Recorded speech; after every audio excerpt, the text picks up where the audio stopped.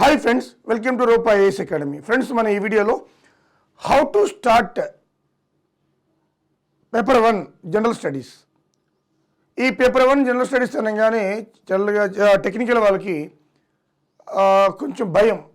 అంటే ఎలా స్టార్ట్ చేయాలి, ఏ విధంగా స్టార్ట్ చేయాలి అనేది చాలా భయం. చాలా ఇన్స్టిట్యూట్లో ఏం చేస్తారంటే మనకి ఆ ఫ్యాకల్టీ అవైలబిలిటీని బట్టి ఏ కోర్స్ చెప్తే ఆ కోర్సు ఫస్ట్ చెప్పిస్తారు. అంటే తప్పులేదు, అది వాళ్ళ అవైలబిలిటీని బట్టి. But there is a sequence, అంటే ఒక లింక్ ఉందన్నమాట. జనరల్ స్టడీస్ ప్రిపేర్ అయ్యేటప్పుడు బిగినర్స్ ఎవరైతే స్టార్టింగ్ తెలీదో, they don't know general studies regarding ఏ సబ్జెక్టులు ఉంటాయి ఏంటి అని సిలబస్ ఇచ్చారు టీఎస్పీఎస్సీ కానీ ఏపీపీఎస్సీ కానీ. బట్ ఎలా స్టార్ట్ చేయాలి, ఏ విధంగా స్టార్ట్ చేస్తే మనకి గ్రిప్ వస్తుంది అనేది ఒకసారి ఈ వీడియోలో చూద్దాం. చూసే ముందు బిఫోర్ గోయింగ్ టు దట్, మనకి ఈ వీడియోలో మనం ఈ రూపా ఆఫ్లైన్ బ్యాచ్ గురించి ఒకసారి చెప్పినప్పుడు ఆ వీడియోకి వెళ్దాం. సో ఈ 4-5 డేస్ నుంచి మన ఛానల్లో నేను అవుట్ ఆఫ్ స్టేషన్ వల్ల వీడియో రాలేదు. సో ఇక్కడ నుంచి మీకు కంటిన్యూగా వీడియోస్ వస్తూ ఉంటాయి. సో ఇక్కడ రూపా ఆఫ్లైన్ బ్యాచ్ ఏప్రిల్ 26 రూపా ఆఫ్లైన్ బ్యాచ్ 3 months డ్యూరేషన్ ఉంటుంది. మార్నింగ్ సెషన్ ఉంటుంది, సమ్మర్ కాబట్టి మార్నింగ్ సెషన్ ఉంటుందన్నమాట. సో లిమిటెడ్ సీట్స్ ఉంటాయి, ఏసీ 2 ఏసీలు, ఏసీ రూమ్స్. ఒకటే రూమ్ ఉంది, బట్ అది లిమిటెడ్ సీట్స్. సో కాబట్టి ఎవరైనా ఆఫ్లైన్ రావాలనుకుంటే కమింగ్ నోటిఫికేషన్, మనకు తెలుసు నోటిఫికేషన్ వస్తుందని న్యూస్ కూడా మనకి వచ్చింది. సో ఎవరైతే ముందు మేలుకుంటారో మనకి వాళ్ళకి రివిజన్కి ఉపయోగపడుతుంది, అలాగే మీకు గ్రిప్ వస్తుంది అనమాట. అప్పటికప్పుడు నోటిఫికేషన్ పడిన తర్వాత ప్రిపేర్ అయ్యే ఎగ్జామ్స్ అయితే కాదు ఇవి. చాలాసార్లు చాలా వీడియోస్లో చెప్పాను, మీరు ముందే మేలుకోవాలి. కంపల్సరీగా మీరు దాన్ని ఒక 4-5 సార్లు రిపీట్ చేస్తే కానీ అవి గుర్తుండవు. ఎగ్జాంపుల్, ఎకానమీ 5 year ప్లాన్ తీసుకోండి, ఎన్నిసార్లు చదివినా కూడా అవి మీకు మర్చిపోతూ ఉంటారు. డేటా హ్యూజ్ డేటా ఉంటుంది. అలాగే హిస్టరీ కానీ, అలాగే జోగ్రఫీ కానీ, సైన్స్ టెక్నాలజీ కానీ, మీకు అన్నీ కూడా టెక్నికల్ వాళ్ళకి కొత్త కాబట్టి మనకి కొంచెం రివిజన్కి టైం ఉండాలి. కాబట్టి మీరు 4-5 సార్లు రివిజన్ చేసుకుంటేనే గ్రిప్ వస్తుంది. సో దానికోసం ముందే మనం మేలుకోవాలి. సో ఏప్రిల్ 26న బ్యాచ్ చేస్తున్నాము. అంటే మే, జూన్, జూలై 26 కల్లా కూడా మీకు, అంటే అప్పటికి కంపల్సరీగా నోటిఫికేషన్లు వచ్చి తీరుతాయి. చాలా అద్భుతంగా కరెక్ట్ టైం సీక్వెన్స్ సరిపోతుంది అనమాట. ఓకేనా? మరి ఆఫ్లైన్ కుదరని వాళ్ళు ఆన్లైన్ ఆల్రెడీ రెడీగా ఉంది. అప్డేటెడ్ ఇన్ఫో మనకి రీసెంట్ వీడియోస్ అన్నీ కూడా అప్లోడ్ చేస్తున్నాం నేను. ఎకనామీ అండ్ డిజాస్టర్, ఎన్విరాన్మెంట్, ఇవన్నీ కూడా ఈ డిజాస్టర్ కొన్ని చేసాము, కొన్ని చేయాలి. ఎకానమీ కూడా అప్లోడ్ అవుతున్నాయి. ఈ యొక్క 1 week 2 weeksలో మొత్తం అయిపోతాయి అన్నమాట. ఓకే, సో అప్డేటెడ్ ఇన్ఫో ఉంది ఆన్లైన్లో. ఇది బ్యాచ్ డీటెయిల్స్. ఇకపోతే హౌ టు స్టార్ట్, ఏ విధంగా మనం స్టార్ట్ చేయాలి. కొత్తగా బిగినింగ్, మాకేం తెలియదు, జనరల్ స్టడీస్ కోర్స్ తీసుకున్నాం ఆన్లైన్లో. ఆఫ్లైన్కి అయితే నేను ఎలాగే చెప్తాను మీకు. సో బట్ ఇక్కడ చూద్దాం ఒకసారి, how to start paper 1 general studies. ఈ పేపర్ 1 అనగానే మనకి గుర్తొచ్చేది ఏంటంటే ఎన్ని మార్కులు వస్తే మనకి, చాలామంది అడిగే క్వశ్చన్ ఏంటంటే ఎన్ని మార్కులు వస్తే మనకు జాబ్ వస్తుంది. It depends on paper. మనం ముందు చెప్పడానికి లేదు. సాధారణంగా ఆ పేపర్ అయిపోయిన తర్వాతే తెలుస్తుంది మనకి, ముందు చెప్పడానికి లేదు. బట్ పాస్ట్ ఎక్స్పీరియన్స్ చూసుకుంటే మనకి దాన్ని బట్టి మనం చెప్పచ్చు. ఈ టెక్నికల్ వాళ్ళకి కంపల్సరీగా 90 అయితే దాటాలి అవుట్ ఆఫ్ 150. మీకు చాలా safe side score. Last time ఏడబ్ల్యూ వాళ్ళు 110, 120 వచ్చిన వాళ్ళు కూడా ఉన్నారు. సో కాబట్టి 100 అయితే సాడితే ఇక బెస్ట్ స్కోర్ అనమాట, దాంట్లో తిరిగేలేదు. బట్ 90 అయితే మనకి దాటాలి. సో ఈ 90+ రావాలి అంటే మనకి హార్డ్ వర్క్ కూడా ఉండాలి. 150కి ఇప్పుడున్న పేపర్లు చాలా టఫ్గా, డిఫరెంట్గా మీకు స్టేట్మెంట్స్ ఒక 4-5 స్టేట్మెంట్లు ఇవ్వడం, లేకపోతే 2 స్టేట్మెంట్లు ఇవ్వడం, 3 ఇవ్వడం, ఎసెట్స్ అండ్ రీజన్స్, ఇలా చాలా డిఫరెంట్ మ్యాచ్ ది ఫాలోయింగ్స్. ఈ చాలా వీడియో కూడా చేశాను టైప్స్ ఆఫ్ క్వశ్చన్స్ మీద.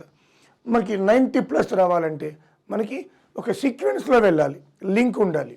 Link is important. మనకి ఆ లింక్ లేకుండా చాలామంది ఏం చేస్తుంటారంటే డిఫరెంట్ ఫ్యాకల్టీస్ ఆ లింక్ని కట్ చేసి వాళ్ళ సబ్జెక్టులు ఇది నాది కాదని చెప్పి వెళ్ళిపోతూ ఉంటారు. బట్ రూపాయస్లో అలా కాదు. ఆ లింక్ అనే సీక్వెన్స్ అనేది మనకి యాడ్ అవుతూ వస్తుంది. ఎందుకంటే అన్ని సబ్జెక్టులు నేనే చెప్పడం వల్ల ఆ లింక్ని యాడ్ చేస్తూ ఉంటాను అనమాట.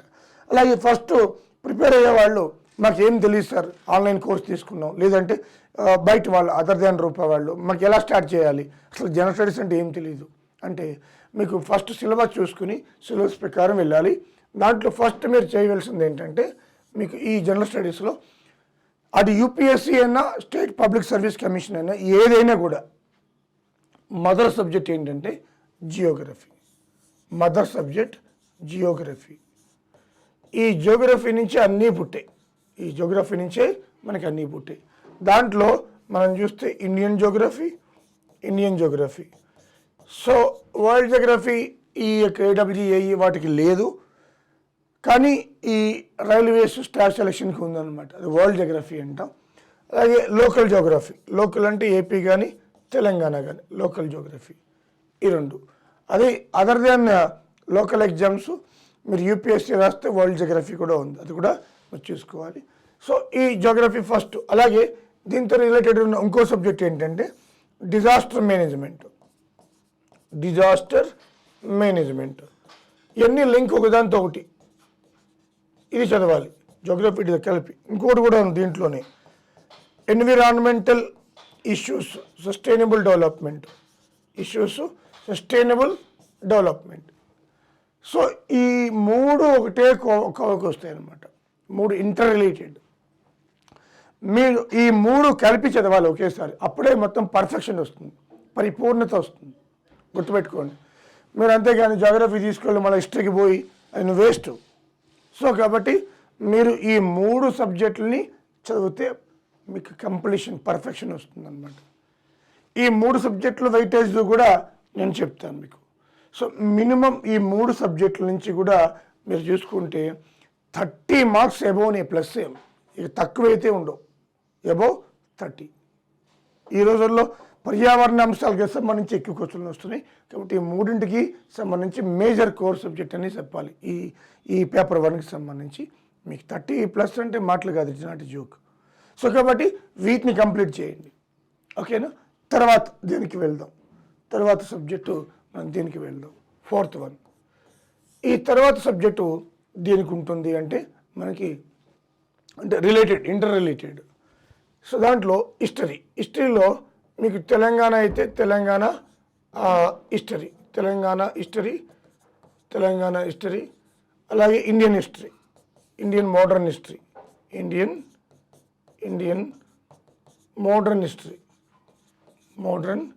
హిస్టరీ, అలాగే తెలంగాణ ఫ్రీడమ్ మూమెంట్,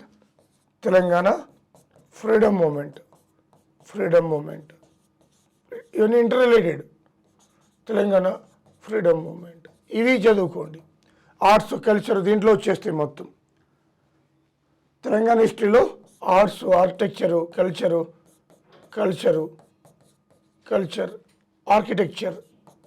ఆర్కిటెక్చర్ అన్నీ దీంట్లోనే వస్తాయి, మొత్తాన్ని వచ్చేస్తాయి.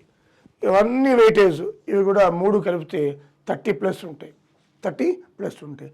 అలాగే ఏపీ వాళ్ళు అనుకోండి, ఏపీ వాళ్ళు తీసుకుంటే మనకి దీంట్లో మళ్ళీ ఏపీ జియోగ్రఫీ, అలాగే ఏపీ హిస్టరీ ఇవి లేదు. ఏపీ ఫ్రీడమ్ మూమెంట్ ఉంది, కానీ 1857 నుంచి అది మోడర్న్ హిస్టరీలో లింక్ విత్ ఏపీ అని ఇచ్చాడు వాళ్ళకి. సేమ్ అది వాళ్ళకి కూడా ఇదే ఉంటుంది, కానీ తెలంగాణ అంత లోకల్ వెయిటేజ్ ఏపీ వాళ్ళకి లేదు, అది తేడా అన్నమాట. తెలంగాణ అంత లోకల్ వెయిటేజ్ ఏపీ వాళ్ళకి లేదు. సో ఇవి.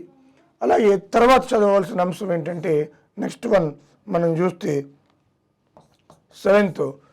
ఇవన్నీ అయిపోయిన తర్వాత అప్పుడు పాలిటీకి వెళ్ళాలి.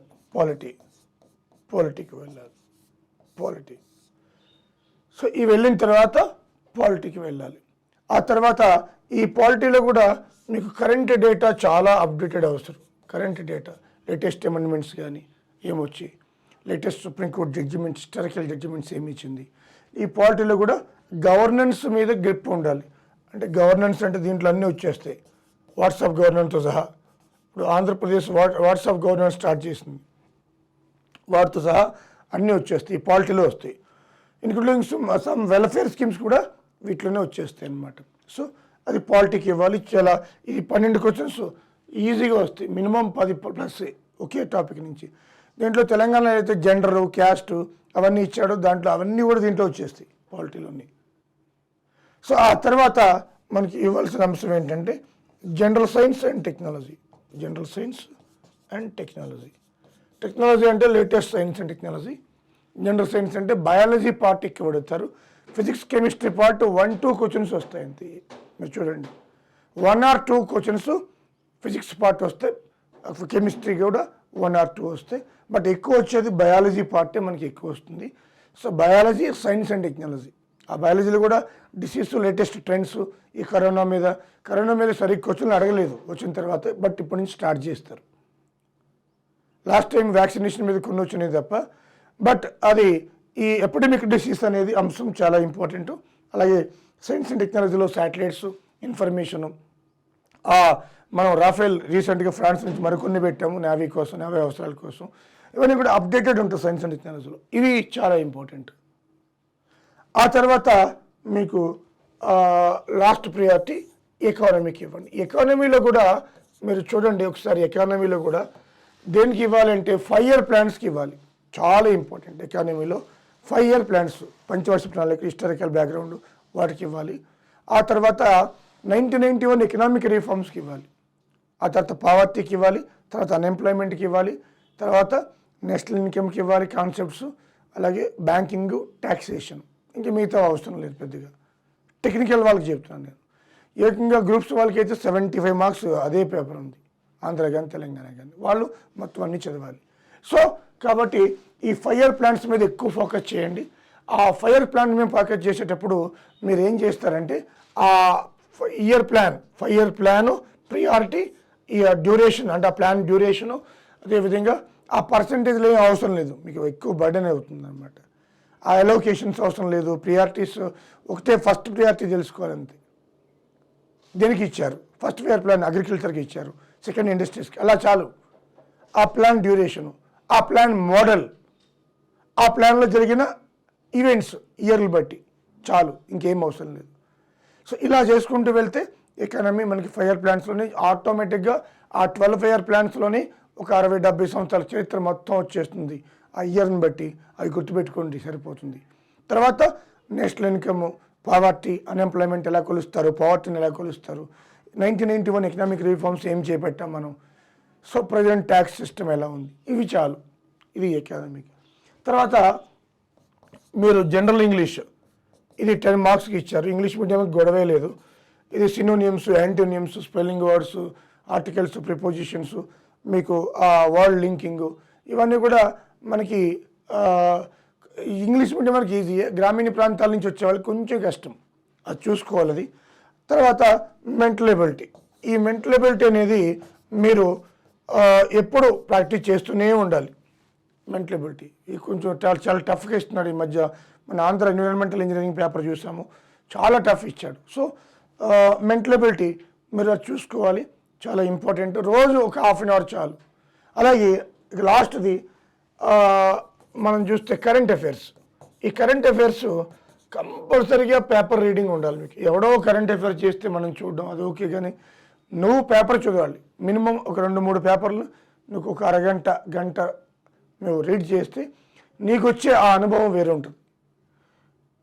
సో మేము చేస్తాం ఇక్కడ, ప్రతి ఒక్కరిది బాగా ప్యాషన్ అయిపోయింది కరెంట్ అఫైర్స్ అని చెప్పి, వాడేదో ఒక టాపిక్, బర్నింగ్ టాపిక్ మేము చేయడం అది ఓకే. బట్ యాజ్ ఏ నేను మా సీనియర్స్ చెప్పింది ఏంటంటే, ఎవరో ఇచ్చిన బుక్లెట్ నువ్వు కరెంట్ అఫైర్స్ చదవడం కంటే నువ్వు ఓన్గా పేపర్ని సెర్చ్ చేసి 2-3 పేపర్లు రోజు చదువుకుంటే అప్పుడు దాని గ్రిప్, ఆ లెవెల్స్, ఆ థాట్స్, ఆ నాలెడ్జ్ వేరే ఉంటుంది. కాకపోతే టెక్నికల్ పీపుల్ పాపం కరెంట్ అఫైర్స్ మీద ఇంత టైం పెట్టడం అది సబబు కాదు. కాబట్టి ఈ మాలాంటి వాళ్ళు యూట్యూబ్ ఛానల్స్ ఎవరైనా ఇంపార్టెంట్ కరెంట్ అఫైర్స్, బట్ ఈ ఫీల్డ్లో మేము ఎక్కువ ఉన్నాం కాబట్టి మేము కొంచెం గెస్ చేసి ఈ రావచ్చు అని చెప్పి చెత్త తీసేసి పెడతాం. కాబట్టి మీకు టైం సేవ్ అవుతుంది, అది అడ్వాంటేజ్. ఆర్ఎల్స్ మీకు టైం ఉంటే కంపల్సరీగా రోజు ఒక 30 minutes పేపర్ రీడ్ చేస్తే it is the part of preparation. అది గుర్తుపెట్టుకోండి. First of all paper reading is the part of preparation. ఓకేనా?